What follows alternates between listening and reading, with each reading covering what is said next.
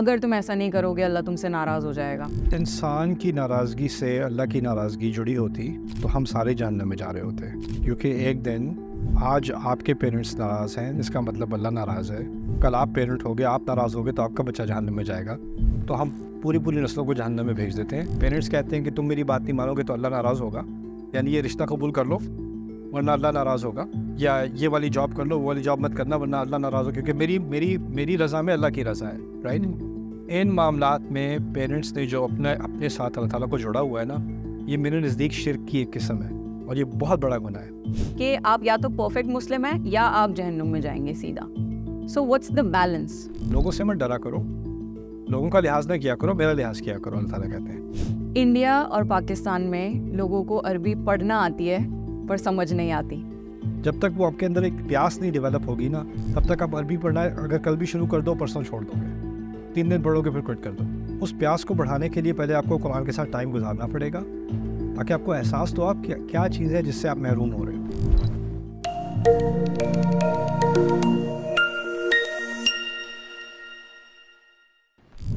استاد، اللہ کے 99 نیمز میں سے یا اللہ کے ناموں میں سے ایسا کون سا نام ہے جو آپ کے دل کے سب سے زیادہ قریب ہے؟ رب سب سے قریب ہے.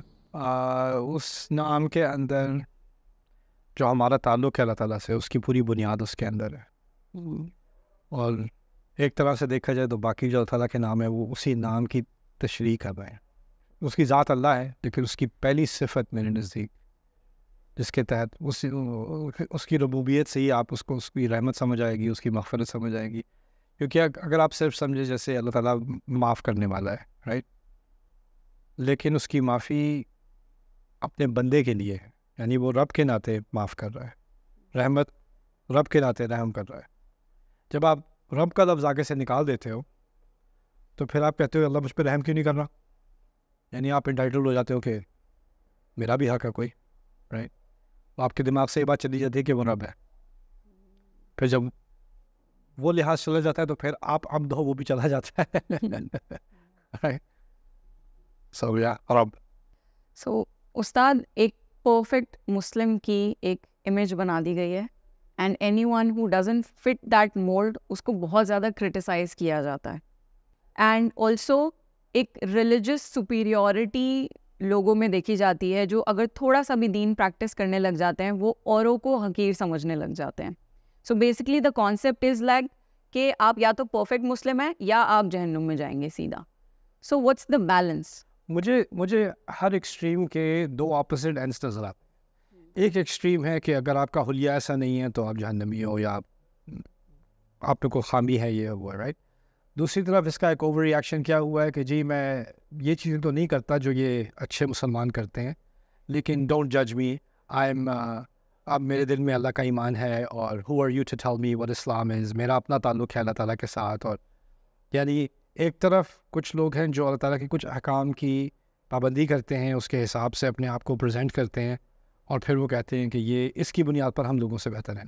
دوسری طرف لوگ کہتے ہیں کہ اچھا یہ لوگ اپنے آپ کو اتنا اچھا سمجھتے ہیں، میں مر جاؤں گا ان کی طرح نہیں لگوں گا، اور پھر بھی میں مسلمان، بلکہ میں ان سے بھی اچھا مسلمان ہوں. یعنی ان میں جو ایروگنس ہے، جو اس کی ریئیکشن میں لوگ نکلتے ہیں نا، وہ بھی ان میں بھی وہی والی ایروگنس ہوتی ہے. ٹھیک ہے، درمیانی راستہ کیا ہے؟ دیکھیں، آپ کسی کی تعریف یا کسی کی تنقید، کسی کا کرٹیسزم، جب تک آپ کے اسلام پر کسی کی تعریف یا کسی کی کرٹیسزم سے اثر ہوتا رہے گا نا، تو وہ اسلام اصل میں آپ کا نہیں ہے، لوگوں کے کامنٹس کا ہے.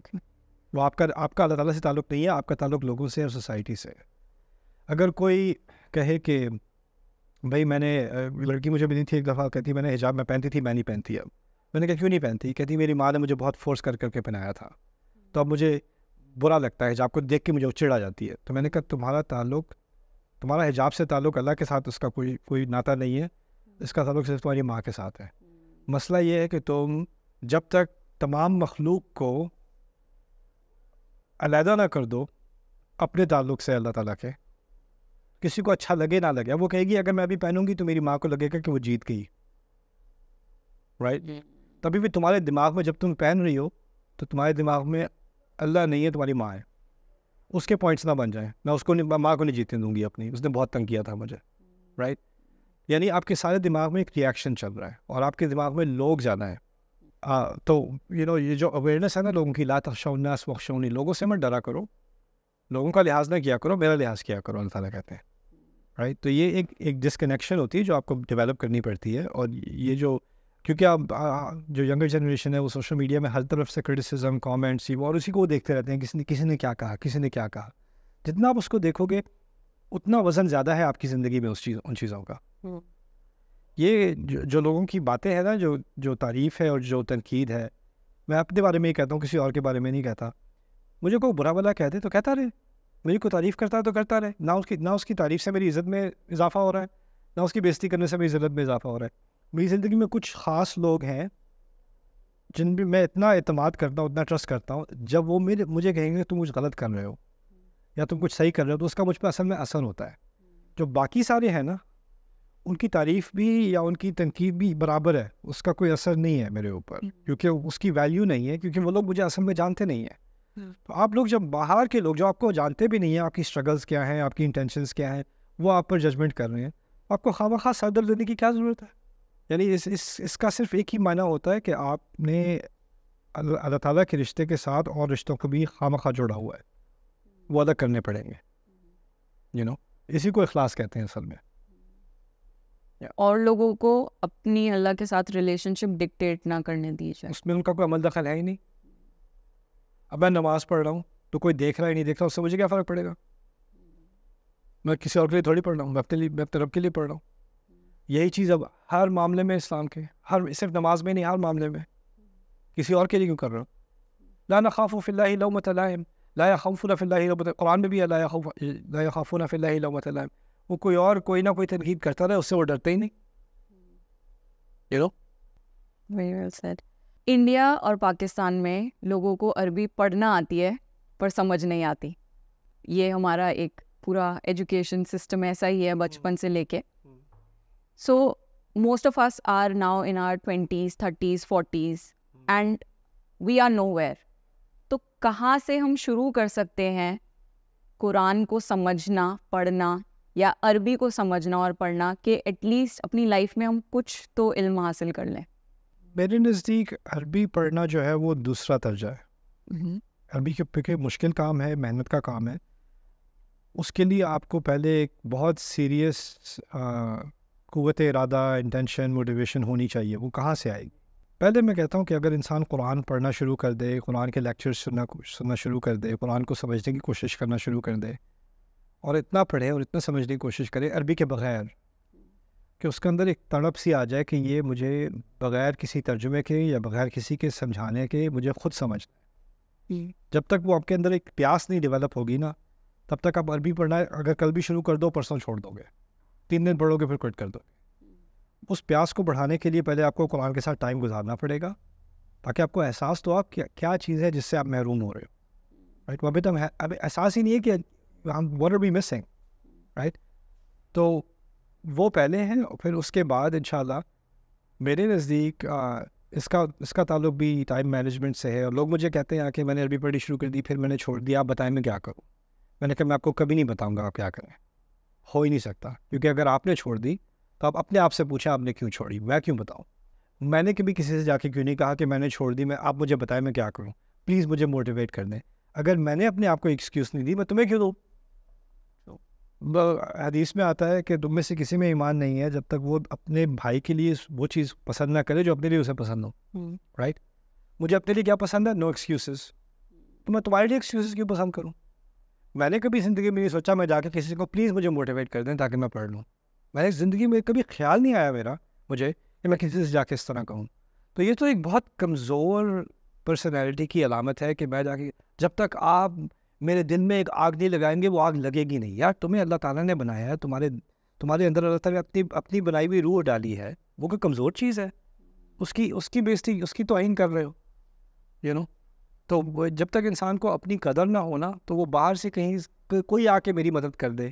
اور یہ بے بسی والا جو پورا ہم نے ایک سین بنایا ہوا ہے، اس کا میں پوری طرح انکار کرتا ہوں. آپ بالکل کیپیبل ہو، آپ کے اندر ڈسپلن بھی ہے، ڈٹرمنیشن بھی ہے، ایبلٹی، ساری چیزیں ہیں. بس آپ اپنے آپ سے جھوٹ بول رہے ہو کہ آپ بالکل بے بس ہو، یا آپ سست ہو، آپ یہ ہے وہ. یہ جھوٹ آپ اپنے آپ سے تو بول سکتے ہو، اللہ سے نہیں بول سکو گے قیامت کے دن. سو بیسکلی جب تک ہم خود سے نہیں چاہیں گے تب تک قرآن جرنی یا عربک جرنی نہیں شروع ہو سکتی، نہ ہی مکمل ہو سکتی. سیریس نہیں، جب تک آپ سیریس نہیں ہوگے نا اپنے آپ سے، آپ ادھر ادھر سے موٹیویشنل ویڈیو ڈھونڈتے رہنا پھر. So the determination is missing from within. اور یہ دین ہے ہی ان لوگوں کے لیے جو ایک پختہ ارادہ کرنے کی صلاحیت رکھتے ہیں.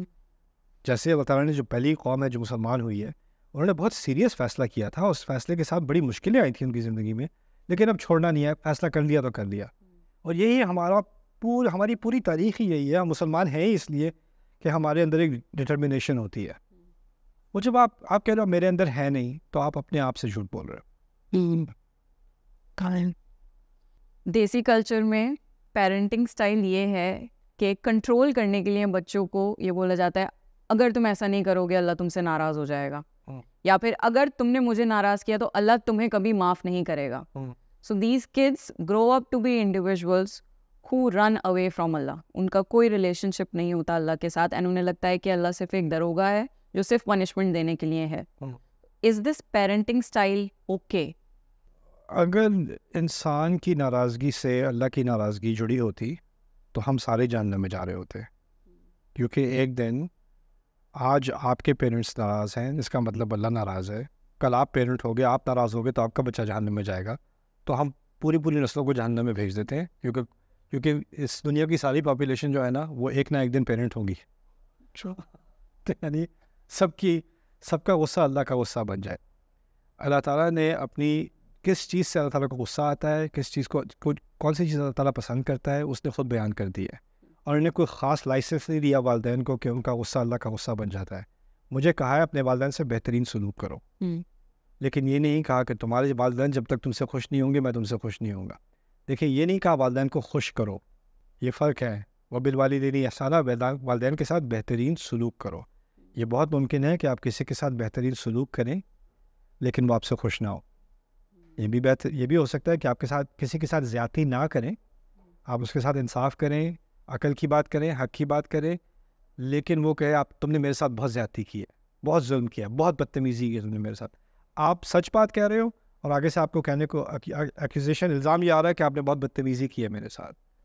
انسان کے دل میں اس کو کوئی بات پسند نہیں آتی، اس کا جو بھی ریاکشن ہوتا رہے. اور پھر وہ اس چیز کو آگے لے کے کہیں میرے بچے نے مجھے کہا کہ میں شراب نہیں بیچ سکتا، اللہ اس سے پوچھے گا، اللہ آپ سے نہیں پوچھے گا. اور یہ جو بات لوگ کہہ دیتے ہیں نا کہ میری ناراضگی اللہ کی ناراضگی بنے گی، یہ ہماری قوم کی سب سے بڑی جہالتوں میں سے ہے. ہمارے دین میں والدین کا بہت بڑا رتبہ ہے، لیکن اس کو اللہ تعالیٰ کے ساتھ نہیں جوڑا گیا جس طرح ہم لوگوں نے جوڑ دیا ہوا ہے. اور لوگ یہ بات کیوں استعمال کرتے ہیں یہ بھی سمجھ لیں. پیرنٹس کہتے ہیں کہ تم میری بات نہیں مانو گے تو اللہ ناراض ہوگا، یعنی یہ رشتہ قبول کر لو ورنہ اللہ ناراض ہوگا، یا یہ والی جاب کر لو وہ والی جاب مت کرنا ورنہ اللہ ناراض ہوگا، کیونکہ میری رضا میں اللہ کی رضا ہے. رائٹ؟ ان معاملات میں پیرنٹس نے جو اپنے ساتھ اللہ تعالیٰ کو جوڑا ہوا ہے نا، یہ میرے نزدیک شرک کی ایک قسم ہے، اور یہ بہت بڑا گناہ ہے اور یہ بہت بڑا ظلم بھی ہے. کیونکہ جس دائرے کو اللہ نے انسان کے لیے حلال کیا ہے نا، اس کو کوئی والد، کوئی چچا، کوئی اور آ کے اس کو حرام نہیں کر سکتا. اور جس چیز کو حرام کیا ہے کوئی رشتہ دار آ کے اس کو حلال نہیں کر سکتا. تو جو چیز میرے لیے، جس چیز سے اللہ ناراض نہیں ہے، اس کے اگر میں وہ کر رہا ہوں تو کوئی اور ناراض ہوتا رہے، مجھے اس سے کیا، مجھے اس سے کوئی اس کا اثر نہیں ہونا چاہیے میرے اوپر. تو یہ میں والدین سے بغاوت کی بات نہیں کر رہا، لیکن والدین نے جو اپنے آپ کو ایک نیا بت بنا لیا ہے نا ہمارے کلچرز میں، یہ ایک بہت ایکسٹریم تک بات چلی گئی ہے. ایک ایکسٹریم ویسٹ میں ہے کہ والدین کو نرسنگ ہومز میں ڈال دو، ان کا کوئی لحاظ ہی نہیں ہے. اور دوسری طرف یہ کہ ان کو سجدہ تو ہم پانچ وقت جو ہے وہ اللہ کو کرتے ہیں، لیکن جو سائیکولوجیکلی سجدہ ہے وہ ہم اپنے والدین کو کر رہے ہیں. رائٹ؟ اور یہ غلط ہے، یہ سراسر غلط ہے. اور یہ ہماری قوم کی جو ہم پیچھے رہ گئے ہیں نا، اس کی وجوہات میں سے ایک یہ بھی ہے. کیونکہ دیکھیں، ریالٹی یہ ہے کہ بہت سارے پیرنٹس جو ہیں وہ ایگزائٹی اور ڈپریشن کا شکار ہیں، اور ان کے بہت سارے اوپینینز اس ڈپریشن سے آتے ہیں. اور اب وہ ڈپریشن اپنے بچوں پہ امپوز کر رہے ہیں، کہہ رہے ہیں بھائی تم میری بات مانو ورنہ اللہ خفا ہوگا. تو آپ جنریشنل ڈپریشن جو ہے وہ جاری کر رہے ہو، آگے تک لے جا رہے ہو. رائٹ؟ اور اس چکر میں صرف اسی لیے نئی نسل پھنستی ہے کہ نئی نسل کو خود نہ پیرنٹس کو اپنا دین پتہ تھا, نہ بچوں کو اپنا دین پتہ ہے. جب دین نہ پتہ ہو تو آپ کو نہیں پتہ ہوگا نا کہ آپ کے حق کیا ہیں اور آپ کی ذمہ داری کیا ہے, ہر ایک کا دائرہ کتنا بڑا ہے کتنا چھوٹا ہے, آپ کو تو نہیں پتہ ہوگا. تو آپ جو آپ سے آپ کا کہا جائے گا وہ مان لو گے. لونلینس ایک بہت کامن چیز ہو گئی ہے آج کی دنیا میں. دیٹس بیکاز فرینڈشپس کھوکھلی ہیں, پیرنٹس کے ساتھ وہ ریلیشن شپ کبھی ڈیولپ نہیں ہوا, اور اللہ کے ساتھ ایک گلٹ کا ریلیشن شپ ہے. So in the end a person finds them self very very lonely. جو وائڈ اللہ فل کر سکتا ہے ہماری لائف میں, وہ ہم نے اللہ کو وہ جگہ ہی نہیں دی اپنے دل میں. So how can we develop a positive mindset about Allah, کہ اگر کوئی نہیں ہے تو اللہ ہے. دیکھیے, ہم اپنے آپ کو ابراہیم علیہ السلام کا دین کہتے ہیں, ملت ابیکم ابراہیم. ابراہیم علیہ السلام کی پوری زندگی کافی لونلی ہے شروع سے ہی. اور ایک تو کہنا آسان ہے کہ اللہ تعالیٰ کے ساتھ تعلق جوڑ لو, لیکن اس کا مطلب کیا ہے؟ اس کا مطلب یہ ہے کہ اب اگر آپ کے دل و دماغ میں کوئی ایک بہت بڑا پرپس نہ ہو نا, جس کے پیچھے آپ بھاگ رہے ہو, تو پھر آپ کا پرپس اس سے کم چیزیں بن جاتی ہیں. دیکھیں, اگر کوئی اسپورٹس ٹیم میں جانا چاہ رہا ہے تو دن رات ٹریننگ کر رہا ہے, اس کے دماغ میں ہے کہ میں نے اس ٹیم کے لیے کوالیفائی کرنا ہے, اس میں وہ لگا ہوا ہے. اس کے پاس ٹائم ہی نہیں ہے بیٹھ کے میں لونلی ہوں, میں یہ ہوں نہیں, مجھے ایکسرسائز کرنی ہے, مجھے ٹریننگ کرنی ہے, مجھے یہ کرنا ہے, مجھے وہ کرنا ہے, رائٹ. اور جب وہ اس راستے پہ چلے گا تو اس کو کوچز ملیں گے, اس کو اور ایتھلیٹس ملیں گے, اس کو اور لوگ ملیں گے جو اس کی راہ میں ہیں, اور وہی اس کی کمپنی بن جائے گی, کیونکہ وہ اس کی کمپنی ایک ہی کاز میں ہے ساتھ, رائٹ. جیسے یونیورسٹی میں لوگ دوست بن جاتے ہیں کیونکہ وہ ایک ہی کورس لے رہے ہیں, رائٹ. آپ کی زندگی میں اگر کوئی بڑا مقصد نہ ہو تو پھر آپ کے ارد گرد جو لوگ ہیں ان کے ساتھ آپ کے تعلق جو ہے نا وہ کسی مقصد کی بنیاد پہ نہیں ہے. جب آپ پرپسفل بن جاتے ہو نا تو آپ کی زندگی میں پھر پرپسفل لوگ بھی آتے ہیں, پھر وہ ریلیشن شپس بھی پرپسفل ہوتے ہیں.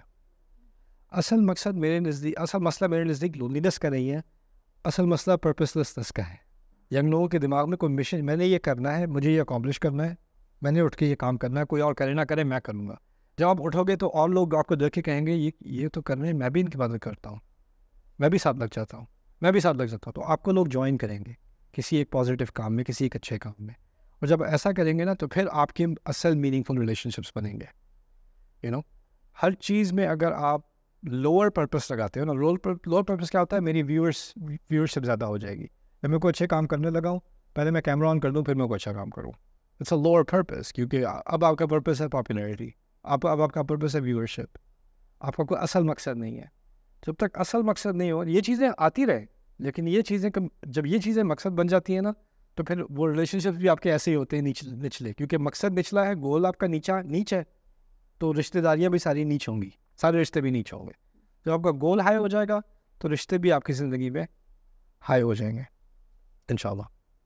Thank you so much for your time استاد. اللہ آپ کو اس کی جزائے خیر. آمین آمین آمین. Allah reward you, Allah protect you انشاءاللہ. Take care. Thank you. Thank you. What's happening right now is basically the dream of every young person from India and Pakistan, and it's actually an honor to sit with you today and ask you a few questions. What's different about today's generation compared to the previous generations? I think this generation is more informed. I think they're more aware of what's happening in the world.